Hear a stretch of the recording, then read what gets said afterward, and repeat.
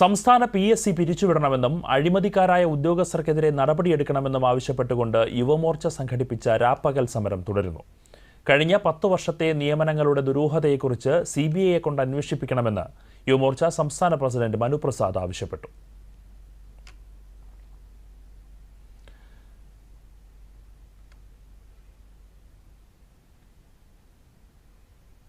നിയമനം നടത്തി അതിൽ നിന്ന് അവരെ റാങ്ക് ലിസ്റ്റുകളിലുള്ള പൂർണ്ണമായും ആളുകൾക്ക് നിയമനം നടത്താനൊരു പരിശ്രമം ഗവൺമെന്റ് നടത്തണം തുടങ്ങിയ ആവശ്യങ്ങളാണ് ഞങ്ങൾ മുന്നോട്ട് വയ്ക്കുന്നത്.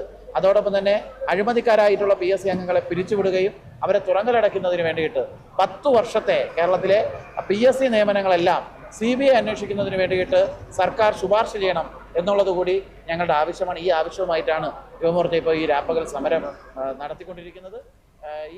യുവമോർച്ച സംസ്ഥാന നേതാക്കളായ ഗോകുൽ ഗോപിനാഥ്, വിഷ്ണു വഞ്ചിമല, ഷിജിൽ, ശ്രുതി പൊയിലൂർ, അഖിൽ വർഗീസ് എന്നിവരാണ് സമരത്തിന് നേതൃത്വം നൽകുന്നത്.